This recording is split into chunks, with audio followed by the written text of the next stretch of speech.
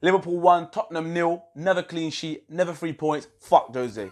I thought you were saying, you know what? Start this video just clean, nice and that straight away. Fuck Jose. Look, I told everyone that this game was going to be the exact same that you do every time that you play Jose. Yeah, there were some people saying, nah, not this time, not this time. It's going to be different. We're going to bang bare goals this time, and they got players missing. Jose does this every single time. He wanted to ruin the party whichever way he possibly could. And one thing I will say, if Harry Kane was playing that party that he wanted, it could have happened, bro. And it would have happened. Yeah, but the other thing is, Spurs fans all talked about a brand of football that they wanted to see, yeah, and the fact that under Pochettino it ran its course and so on and so forth, yeah. Get out of town with that nonsense, yeah. Because listen, This is what you got. yesterday, yeah, and I'm sick to death of hearing, oh, they've got so many injuries, the squad's depleted, they're on bare bones, they're. So what? So you're trying to tell me that team yesterday that played, by the guy that had his debut, which I thought played very well. He did. Yeah. They're all international football players. They've all played international football. So don't tell me, yeah, that team have to set up like that. When they started to have a go, right, they looked good. They looked like they were going to cause a lot of problems. But why are you going to wait till the fifth with 10 minutes to go to try and have a go? They carved out chances. Lo Celso's chance, he's got to score there. Son's chance, got to score. Those two they've got to be scored. But then you start hearing things like, oh yeah, well, we had chances to do this and we had chances to do that. What about the 15, 16 chances that Liverpool had? Do you know what I mean? It's like, put it into context and say, listen, Mourinho's got to turn around and be like, you know what, I probably got it wrong. Because I shouldn't have set up like that. Because when we started to have a go, we looked a threat. Don't tell me that Tottenham with that team at home was set up. I remember watching it, Dele Alli half volleying a ball from his half, when every Tottenham player is in their own half volleying it, just booting it out just towards into Liverpool's half. That's not Spurs, I'm afraid. I'm sorry. Spurs fans, you know, careful what you wish for. We said it before. Careful what you wish for. Because, yeah, you only got beat 1-0 yesterday, okay? Okay, but boo-hoo, you lost. If you get beat 4-0, you get beat 1-0, you've lost the game. You ain't picked up any points. That performance yesterday was dull. It's boring. For Liverpool, they carved out chance after chance. If they'd scored those 2 chances at the beginning, which they should have done, there's no excuses for that. They should have put them away. Van Dijk's header and Ox and Firmino, they should have scored those. All of a sudden, it's 2-0 within 10 minutes. Mm-hmm. Then what? Do you know what I mean? So don't turn around and be like, oh yeah, Robertson should have been sent off and we had some chances and Nah, be realistic. You got actually tucked for the whole game yesterday. It could have been a cricket score. Oh, yeah, I wouldn't say the whole game, but like you said, towards the end of the game when they changed their tactics and whatnot, and they started to come at Liverpool, they were actually in the game, and Liverpool looked tired towards the end. I don't know if the games we'll be having, they've caught up on them, or even the pitch just looked huge. I don't know if it was the camera angle, but I remember like Genie, he was running towards the end and he was finished. And this is Genie. Genie's got legs for days. And Liverpool did look tired towards the end of the game. And like you said, and Mourinho's never going to admit that he got wrong tactics. He's trying to he praised Liverpool yesterday, but at the same time, he tries to put something in there like, oh, the throw on what lost us and we should have scored. Just like you said, the game could have been wrapped up, finished, just the same if Liverpool took their chances. So I don't want to hear none of that stuff. And we said in the video, you can go back and find the videos. We said, be careful what you wish for with Jose. And this is what you got. It's a reason why all these teams have been getting rid of Jose. From the transfer from Poch to Mourinho now, for me, it's going to be hard times. I think it was on the commentary after the game, it was, I think Redknapp or Neville said that Spurs were talking about getting to that next level. Yeah. Now they've taken so many steps back. They've got to get to Poch's level, right? Where Poch had them to get them to go to that level. How long are you talking there? How long are we talking? Mm-hmm. Because it does need an overhaul. It does need new players. Because every manager needs new players. You didn't back Poch, really, to bring in the players he wanted. So now all of a sudden you think Mourinho, who is renowned for spending money and needs money, is going to do something different. He's out here taking selfies with ball boys. I don't get that. That was mad. Now, and we always ask questions in our videos. So the question we want to ask is, do you think that Mourinho is a washed-up manager now? Is he actually a washed-up manager? Do you think that his tactics and way of playing is an old style and is done? Or is there still a place for that in today's? I'm gonna jump in and say washed up's very, very harsh. It is. I'm not having that personally. No, it is a harsh, but I'm saying, like, you know, his way of playing, is it done? You know that era where you had the Rafa Benitez, the Mourinho's, and I think it was Neville, wasn't it? He said that, oh, we used to big up these performances and the displays of football. So what's happened now? And I don't see, in the videos we said Mourinho probably would get a trophy for Tottenham of some sort, but I don't think this is what you want moving forward. Spurs have got this amazing stadium, and it is an amazing stadium. They've got a squad full of international football players, right? And they've got Harry Kane. Now all of a sudden, when Harry Kane does get injured, this is exactly what they didn't prepare for. We need a striker that's going to be, there or thereabouts, a Divock Origi type of player. Don't get me wrong, I'm not saying Origi's a world beater, but he's going to go down in folklore for Liverpool because of what he's done, his impact that he's had. They need someone like that, someone who's young, learning their trade, hungry, good. Then you got it. Question I'd like to ask anyone that's Spurs related that watching this, right, is how have Spurs not gone and signed Giroud, even if it is for 6 months? How have they not done that? Right, you know that you need a striker for a short space of time. That striker needs to play, needs to get into the squad for France to go to the Euros. He's London-based. Don't give me that nonsense about Arsenal, because he don't care. He doesn't care, because he got turfed by Arsenal to go to Chelsea. So you really think that bothers him? Sol Campbell done it. David Bentley done it. And other people have done it. Adebayor's done it, right? Gone from those two clubs. So don't tell me it's anything to do with the Arsenal-Tottenham thing. But Spurs, Giroud fits that bill, and he's going into Milan, sit on the bench. Do you know what I mean? I think it's just bizarre.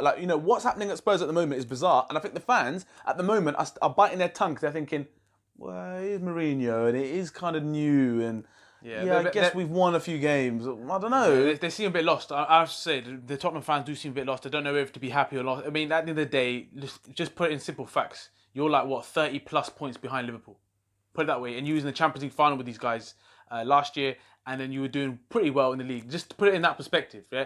If you talk about records and stuff, Liverpool, 21 games, and no other team in the whole of Europe leagues has ever accumulated that many points and wins. What I said to Liverpool fans right now is enjoy what you're watching right now. You might not witness this in your lifetime. We waited so long for Liverpool to come to get to this level, and now we're witnessing Liverpool doing matters, and they may never. I watched something the other day. I watched something earlier actually. One of the pundits for ESPN or something like that said, his intro was, "Oh, Liverpool win again," right? As if it's like an expected thing. I was like, bruv. We've been watching these for a long time, so enjoy the ride. And we've said this. Those are the words that we said 2.5 seasons ago. We see something, as long as you can see something, progression, and this is what we have been talking about for a number of years. People, Manchester United fans have been saying, what progression? You still don't want a trophy. Oh, so now they've won a trophy and they're still progressing. Now what? So this is what I'm saying. It's important for Liverpool fans to enjoy where we're at, because we may never see this ever again, because we've gone long enough. Do you know what I mean? So enjoy what we're doing. What Liverpool have done is it's actually ridiculous. You could talk about all these Barcelona teams and Real Madrids and Bayern Munichs and all these teams, and you talk about, oh my God, they're amazing teams, and you look at FIFA and Pro Evo statistics and whatnot. Liverpool have done better than any of these ever as a start. Do you know what I mean? So you're talking about the greatest teams. You have to put some perspective on it and put some respect on it. I will not for 1 second have anybody talk about, oh yeah, are they the greatest team that's ever played in the Premier League? Are they better than the Invincibles that Arsenal had? No, because they've not gone the whole season unbeaten, right? And no, they're not one of the greatest teams of all time until they do it, for me, over a period of time, right? That's I know yours starts slightly different, but for me, Leicester had a season and they won the Premier League. So what, are they going to go down one of the greatest teams ever? No, they're not. Yeah, but like I'm saying, the reason why I slightly disagree with you is that if Liverpool go on to break all records, accumulate the most points ever in the history of the Premier League, you cannot say that this team is just any team. Like, Leicester did it, well done, yes, but they didn't accumulate the most points ever. The teams chased them. They should have been chased down, really, if you look at the Man City teams now and what Liverpool are doing. But I don't want to take anything away from Leicester. But then you've got to look at their net spend. So in comparison, you've got to look at their net spend in comparison to Liverpool's net spend, and the cost of that squad and the cost of that squad, then what their achievement would be one of the greatest achievements of all. If that's the theory you're taking, that is one of the greatest achievements of all time. They have got to be one of the greatest teams of all time. To cost that much money, to come from where they did, to achieve what they did, then you should be knighting Ranieri. If that's your mindset. For me, Man City have done it over a number of years, right? They've spent a lot of money, but then Manchester United, those Man United teams, as much as it troubles me to say it, they are one of the greatest teams that have ever graced the Premier League, because they did it over a number of years. And to make it even better, that team that won the Premier League was given to another manager, and they were shocking. So the manager and everything that they did was one of the greatest things that we've ever seen. Yeah, but it all comes down to what you're categorising, what you're using as in to say why they're the best. Because if you look at Man City, they got all the praise. about how great this team was. They accumulated the most points. Pep Guardiola's style of play, all these guys. But like you said, they spent so much money. So should they be criticised for that, or should they not? This is what I'm saying. So all I'm trying to say is you can't take it away from Liverpool. What we're witnessing right now. I would love to see what neutrals say, because some neutrals just hate to see Liverpool succeed, and some people are saying, listen, what Liverpool are doing right now is just mad. Week in, week like out. I said, anyway, this conversation had to be parked because they ain't won shit. They haven't won nothing. So let's move on. So it doesn't matter. But like, I keep, when you hear these pundits talking about it, for me, it's like, it's mental. Like, what are you that short of stuff to talk about? That it's VAR or Liverpool, or stuff like that. It's mental for me. It annoys me. But the other thing I want to say, that Liverpool now, 6 clean sheets. We were talking about clean sheets, and they're not coming. What is going on? All this stuff, and suddenly no one's not talking about it now. Suddenly we've racked up 6 clean sheets in a row, and no one's mentioned it. I tell you what, I'd love to know what Joe Gomez's value is in today's market. Although he was dodgy yesterday, he did some mad shit yesterday. But it'd be interesting to see what his value is now in today's market. If you're taking 6, they hadn't had a clean sheet for this much time. All of a sudden, he's coming to the side. 6 clean sheets, him and Van Dijk. Van Dijk's block yesterday, oh my days. The way he saved them to at the end, just boom. That's what it was. Like, Van Dijk has cleaned up afterwards, and he's telling the guys just settle down. And what I want to take some time from this video, right, is talk about Alisson. I just don't think people speak about this guy enough. Like, we talk about all the players, we talk about Van Dijk, we talk about Salah, Firmino, everything. I think we need to spend some time and talk about Alisson and what he does. Some people think, what did he do yesterday? But you're not actually appreciating the essence of what he's actually doing. If people that just watched the match of the day and thought, what's the big deal? Yeah, watch the game. Go and watch the game. Some of the shots that were licked off, when it was, in close proximity, and not like his body's going one way, and you can almost see that he's probably overdone this, and he's just catching it here, and you're just like, it's actually mad. What you've just done is actually mental. It is, literally. I think even Tottenham, they were actually going in there watching for the spills. They were ready for it, but nothing came. They gave them nothing. The Liverpool defenders are like, you lot are wasting your energy. Because it's like, he's got this. This is what he does. And that's the bar that he's set. But again, Liverpool fans, we ain't used to this. We're not used to seeing a world-class goalkeeper in there.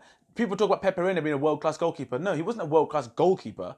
His distribution was world-class, and he was a good goalkeeper. We have got a world-class goalkeeper with world-class distribution. My one criticism is, right, with Liverpool at the moment, is game management at times. I know that they sometimes always think we score. But there's a time when Liverpool had the ball, it was 92nd minute or 91st minute, and mate, you tried to go and score a goal. And keeper's got the ball and banged it up there. I'm just like, just keep the ball. I'd be losing my mind. If I was a manager, I'd be losing my mind. But I don't know if Klopp encourages that. If we go and score, the players don't seem to get on each other's backs when they do it, but it just frustrates me as a fan. I'm like, how are we giving the ball away? You talk about game management. The other one was about Divock Origi coming on for Sadio Mane. Before Sadio Mane came off, in those 10 minutes, the amount of interception and defensive work that he did, and then take him off, I was like, what was going on here? I couldn't believe it, because Origi came on, did nothing of the sort, anywhere near in comparison of what defensive work that Mane was doing. So that substitution, I was questioning quite a lot. And the other one, though, I was a bit like, I would love to see Minamino. Yeah. But I think you were right. You mentioned it, that you can't put Minamino on in this situation. In the game it was, and I think after the game it panned out, I think you were spot on. And not just because of that, but Lallana's performance. Lallana's performance when he came on, he was everywhere. I don't know if that's whether that's a player fighting for a contract or a player looking for his new move, or just on a high confidence. But the other thing is Ox, for me, I'm sorry, disappointing, differently disappointing. Like, he did bits of stuff that you think, that's nice, but mate, I watched that and I thought to myself, stinks, because I was watching some of the stuff that he's doing, giving the ball away, like stuff when I just can't describe it, but. That's why sometimes, as a manager, you probably think he's a good impact player, and then he wants to start. But sometimes you're like, maybe he needs to be an impact player because he does too many things. I don't know, but that's one. Who's your man of the match? It's a hard one. I'm gonna give it Alisson. I literally am, because I think he didn't give Tottenham a sniff or any chance of hope. I think if you look at previous years, when Liverpool have lost games and drawn games, it's because of like maybe a goalkeeping error or someone spilled the ball and they've, and I just think he just adds so much security back there, and you almost feel confident. Your first is like, okay, we got lines of defense. If you get through our defense, then there's another border for you to get past, and that's how I feel at the moment as a Liverpool fan. So I'm gonna give it Alisson. Yeah, I can't. Yeah, that makes. I agree with you to a certain extent. As in, like, he was to a certain extent, he was brilliant, so there's no two ways about it. But for me, I know he made a mistake that could have cost us yesterday, but there's one guy that I just watched yesterday and I thought, I'm tired watching you. And what you offer this team, I don't think at the moment I can think of anybody that can do what this guy does, and it's Wijnaldum. The way he broke up play, take the ball in tight areas. He was there, not letting them settle, ratting. So for me, I think without him yesterday, we would have been, although he almost gifted them a goal. You know what? That's the only reason why I didn't give him the man of the match is because that mistake would have just gone into Mourinho's plan. That's what we've been praying for. So that's why I probably didn't give to him. But you're right, the guy's underrated every single week. And like you saw at the end of the game, he was gassed out because he runs fucking so much. You can't not talk about Firmino's goal because that right there. Jeez. Oh my word! The shift of the body weight and the finish, he's put it in the side netting, like right in the corner of the goal. It's like, mate, you're not saving that. And Gary